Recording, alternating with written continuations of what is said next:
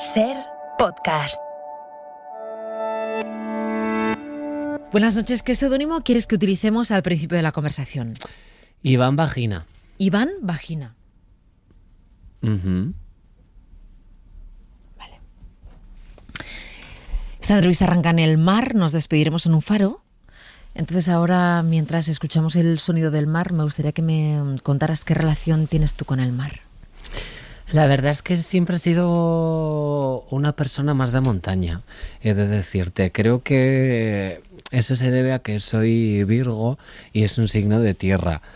Tampoco es que yo sea una aficionada al horóscopo, pero siempre me gusta destacar estas cualidades y autoconvencerme de que es en lo que realmente yo creo, así que puede ser un punto de partida.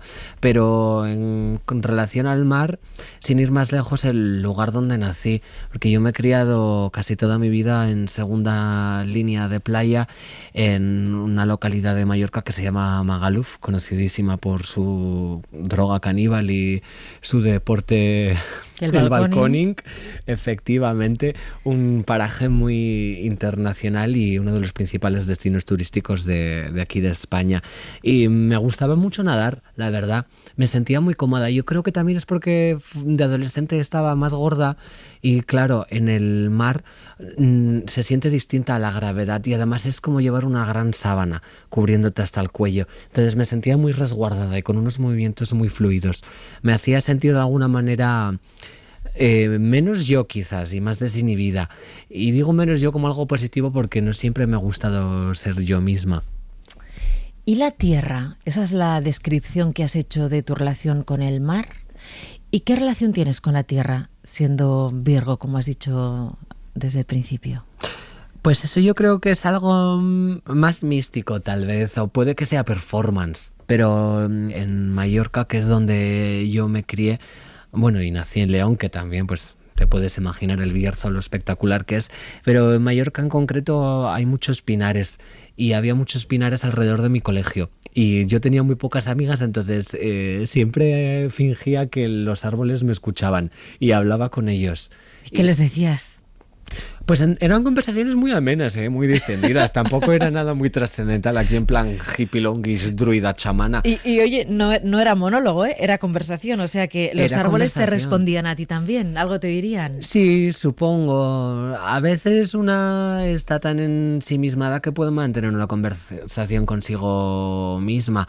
Y a veces pues buscas agentes externos para que interpreten ese diálogo con un solo testigo que eres tú. Y yo creo que pues los árboles para mí eran eso, y hablaba con ellos y les decía chorradas, pero bueno, como a mis amigas en realidad. Yo es que estaba deseosa de decir chorradas, era lo único que quería decir, y pues resultaba que la fauna de mi localidad era la única que estaba dispuesta a escucharme. Has dicho que naces en León, has hablado del Bierzo. ¿Cuántos años estuviste en León? Nada, yo cumplí el año en Mallorca. En Mallorca, ¿no? Sí, pero es un sitio al que he ido bastante a menudo porque la mitad de mi familia está todavía allí viviendo. Entonces veraneaba y pasaba las navidades allí con mis abuelos y con mis tíos. Y claro, yo soy de esas personas que tienen el privilegio de tener un pueblo. Y era un remanso de paz. Por eso digo, no sé, quizás sea porque soy Virgo o quizás sea porque me traiga buenos recuerdos. Porque la raíz igual, ¿no? Sí, no soy yo muy de raíces, la verdad, me paso el día en la peluquería. Pero mira, hablas con los árboles. Sí, tengo ahí una parte de chamana. ¿De tus 4 abuelos tenías alguna relación especial con alguno de los 4? Mis abuelos por parte de padre siempre me han apoyado más, tal vez en cuestión de identidad o de esos esbozos que ya empezaban a dibujarse cuando era más pequeña, en cuestión de carácter, de mi idiosincrasia, de la manera en la que yo me expresaba y de las maneras que yo apuntaba, porque desde muy pequeña se veía lo que yo me había planteado ser. Y en cambio con mis abuelos por parte de madre siempre fue una relación un poco más fría en ese sentido, pero les tuve quizás más cariño, hasta que no comencé a dar indicios de ser lo que la sociedad denomina un maricón pintado.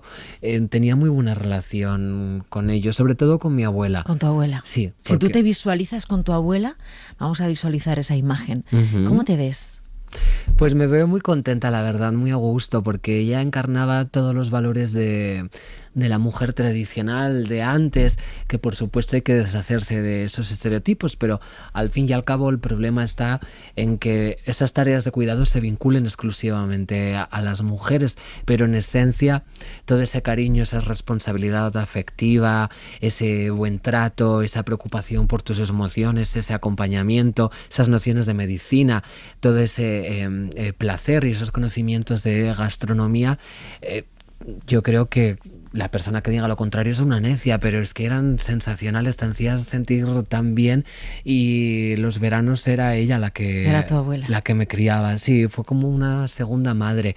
Pero claro, de la misma manera que encarnaba esos estereotipos tan tradicionales, también encarnaba la parte negativa, con ese pensamiento tan retrógrado, tan chapado a la antigua, sin saber ver los nuevos horizontes que la era moderna te ofrecían, entender pues las identidades, las orientaciones sexuales. Entonces yo creo que ahí fue un punto de desconexión con ella.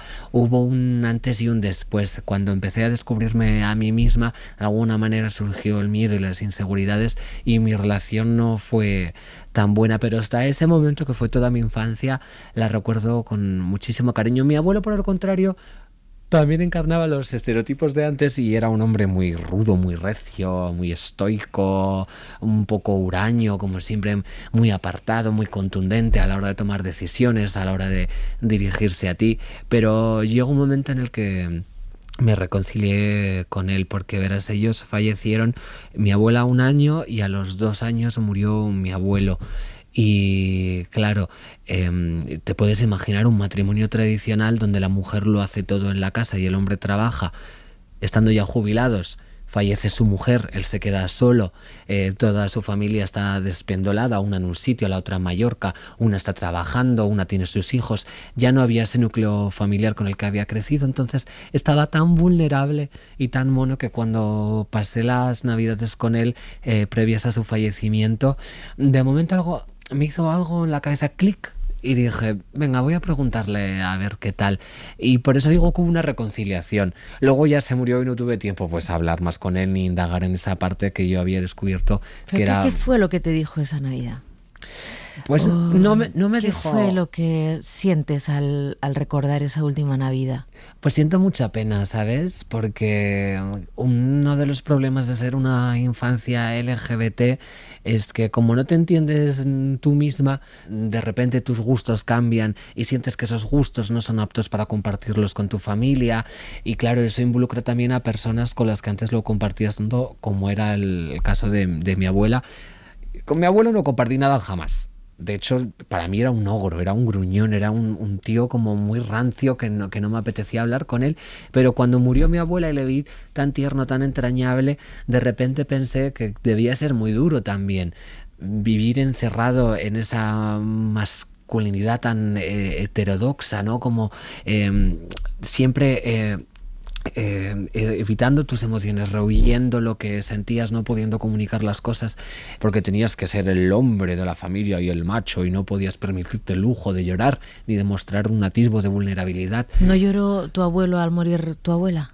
Lloró muchísimo, y eso fue lo que me hizo como encontrar un punto en común con él. Entonces la Navidad, antes de que se muriera él estaba muy solo y muy triste, la verdad, y mi familia se había ido a comprar la cena de Nochebuena, y entonces me encargaron a mí cuidarle, porque tenía la tensión muy baja el pobre.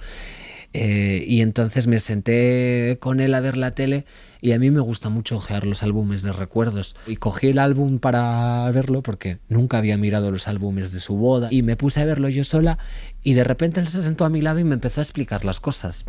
y me contó pues cuando se fue con mi abuela a París, cuando de repente tuvieron que emigrar, cuando volvieron a España, cuando tuvieron a mi madre, cuando tuvieron a sus hermanas, cómo fue vivir en el pueblo, cuando hizo la casa del pueblo desde cero, y me empezó a contar una serie de cosas que yo no me había planteado descubrir jamás.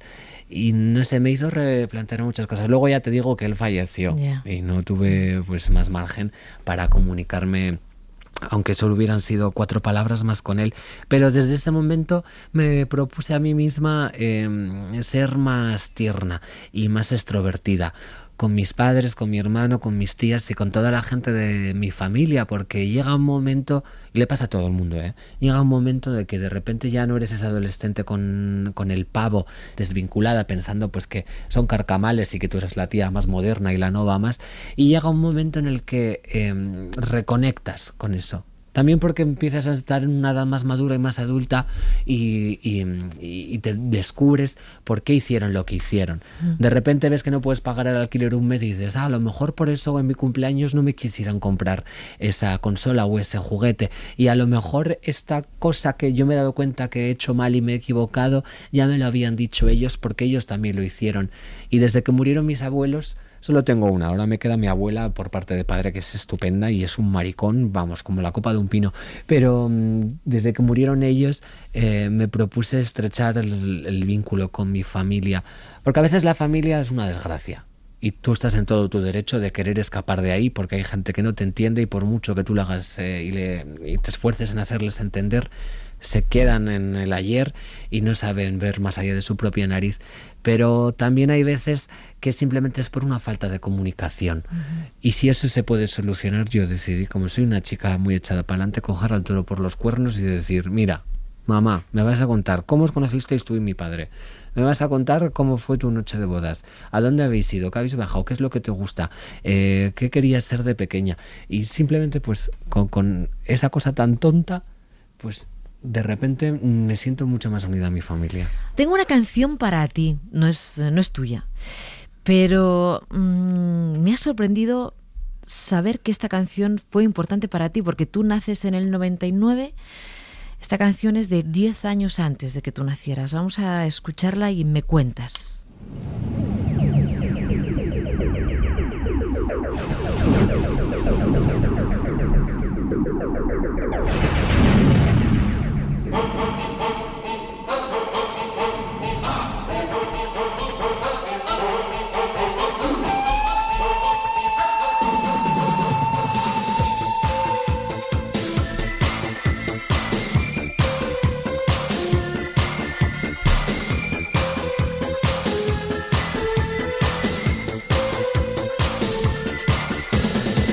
He descubierto que la policía me está buscando, lleva varios días y no me encuentran porque mis poderes lo impedían. Después de todo yo no soy tan mala, yo soy mutante, yo soy Super Sara. Soy perseguida y soy calumniada por nada, porque soy yo quien dispara, porque soy yo quien no para, porque soy Super Sara, porque soy yo. ¿Qué dice a Iván Vagina este Super Sara? ¿Dónde se dio tu cabeza? Uy, pues esto fue un subidón cuando lo descubrí. Me ha gustado mucho siempre Sara Montiel. Y hace nada descubrí la plataforma Flixole, que tiene como todo el repertorio de películas españolas. Y me gusta mucho lo que tienen películas españolas de antes, que yo ya conocía, pero que nunca había podido ver, porque hija, entre que no están en ninguna de estas tan modernas, porque nadie le presta atención, que cine de barrio me pilla siempre muy tarde, pues Trepitos y Flautas no había visto La Violetera, por ejemplo, o El Último Cuplé, y hace ya 2 años me empecé a ver todas las películas de Sara Montiel. Ya me gustaba, pero de verlas me empezó a gustar más y descubrí esta canción que ya publicó como ya en su última etapa, que para la mayoría de gente es la más decadente, que habían pasado los 70, ya estaba más mayor, y esta era un intento de hacerse la moderna.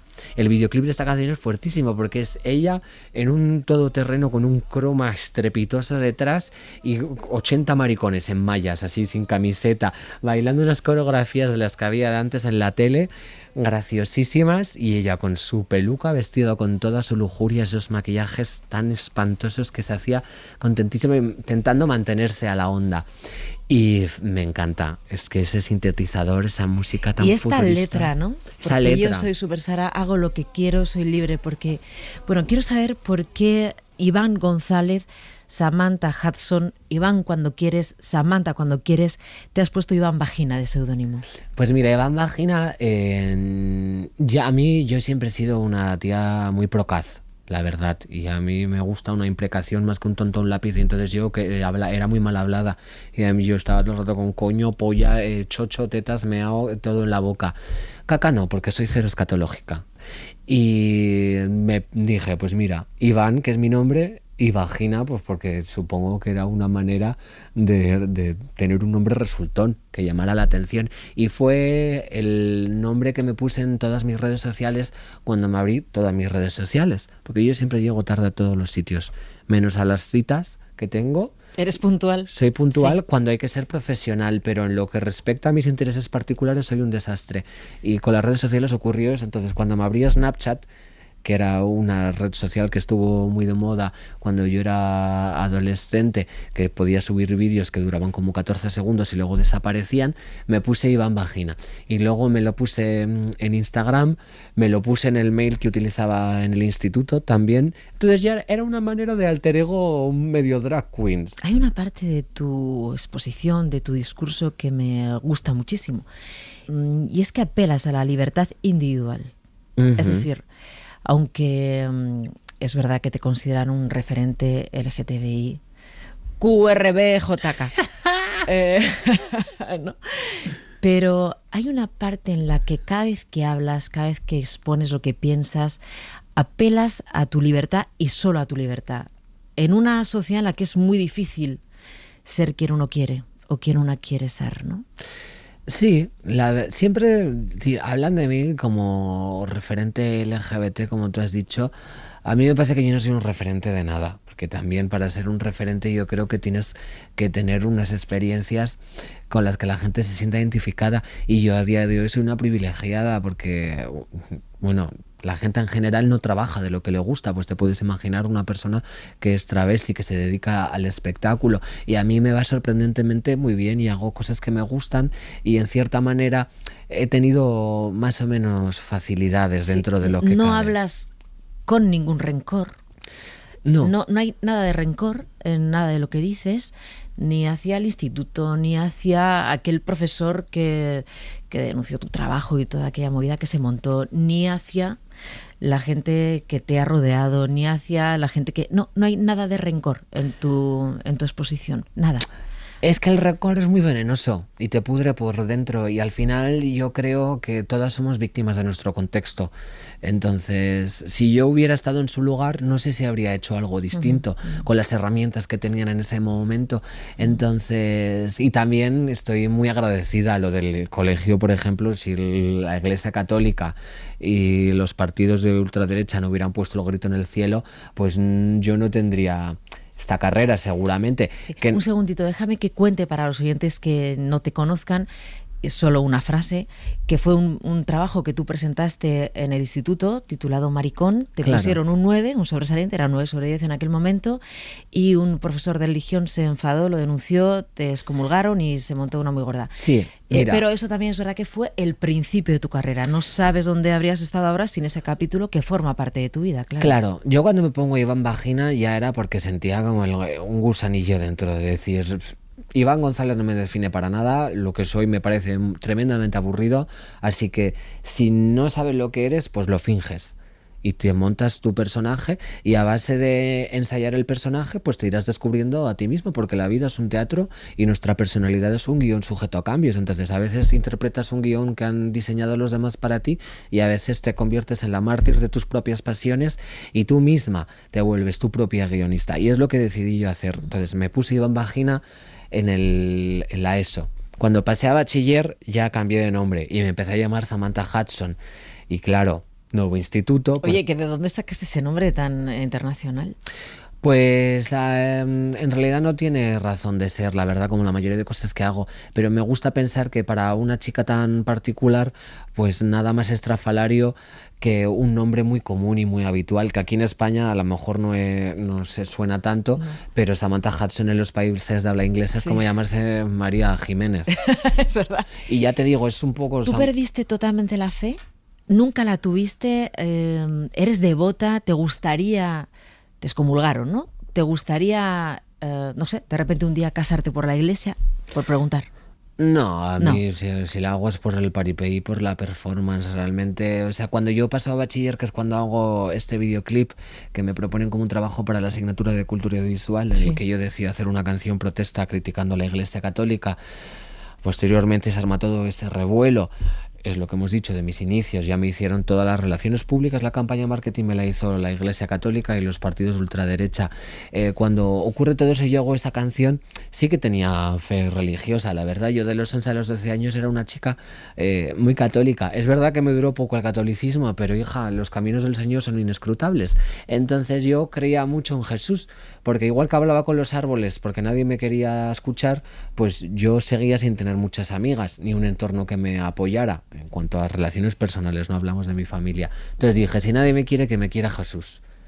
Y que Jesús no me responde. Entonces no me puede decir, cállate, imbécil, ¿no? Que era lo que me decía la gente que me rodeaba. Entonces yo, pues, Jesús esto y lo otro, te quiero, no sé qué. Y sentía la fe inundando todos los apéndices de mi cuerpo. Luego ya se me pasó la historia, la verdad. Y pues cambié a Jesucristo por Samantha Hudson.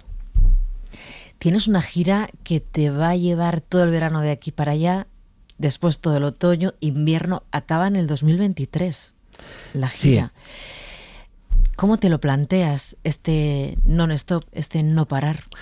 Pues contra todo pronóstico y teniendo en cuenta mi aspecto tan vulgar y desenfrenado, durmiendo 8 horas... comiendo bien y bebiendo agua a porrillo, o sea, esa es la clave, porque si no, como duermes 1 hora menos, ya no hay tu tía. ¿Eres disciplinada? Soy disciplinada, la verdad, ya te he dicho que soy una Virgo empedernida. Y puntual. Y puntual, la verdad. Sí, me tomo muy en serio mi trabajo, porque creo que me ha costado mucho llegar hasta aquí y creo que cuesta mucho mantenerlo.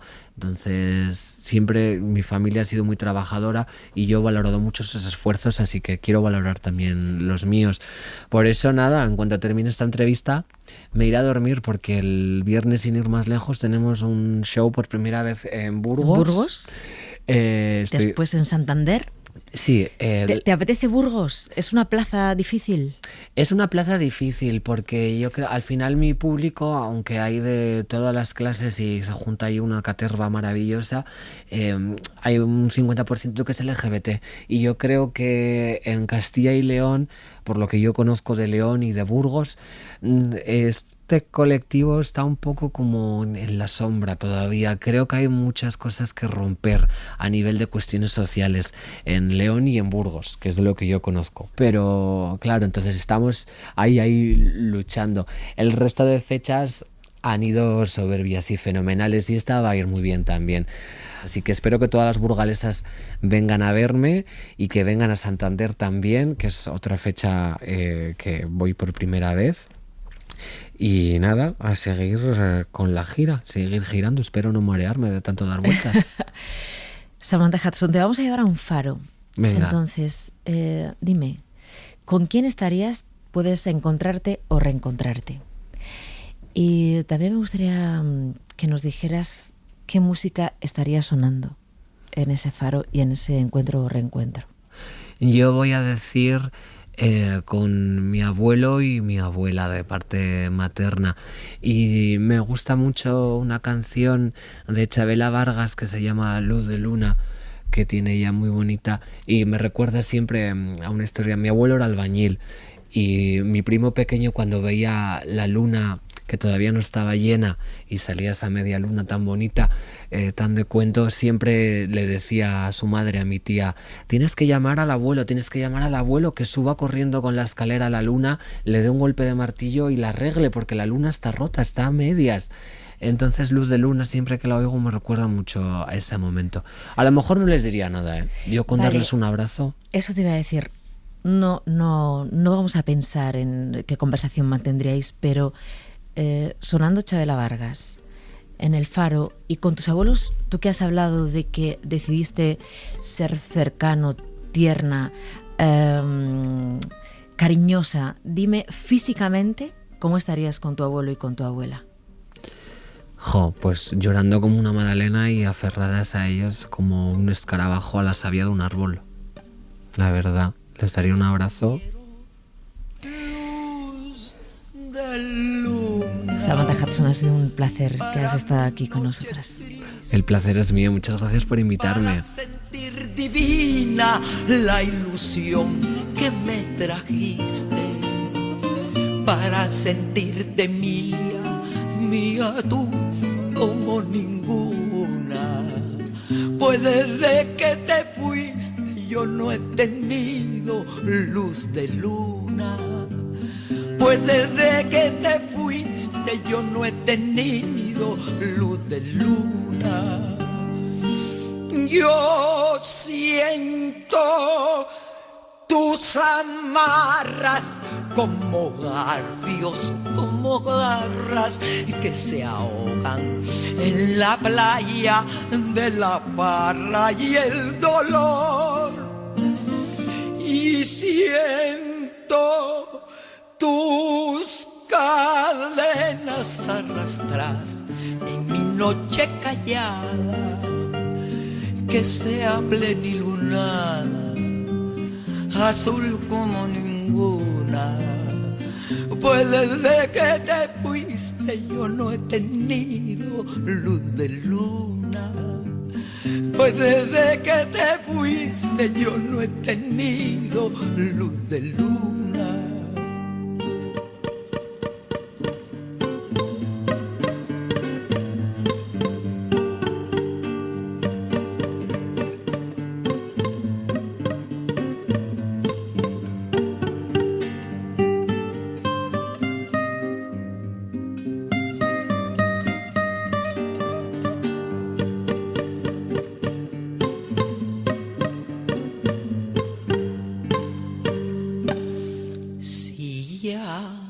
No vuelves nunca, provincianita mía, a mi selva querida que está triste y está fría. Al menos tu recuerdo ponga luz sobre mi bruma. Suscríbete al Gato Pardo. Todos los episodios y contenidos adicionales en nuestra app de Cadena Ser y en nuestros canales de Apple Podcast, Spotify, iVoox, Google Podcast y YouTube. Escúchanos en directo en la Ser de lunes a viernes a las 2:10 de la madrugada. Luz de luna.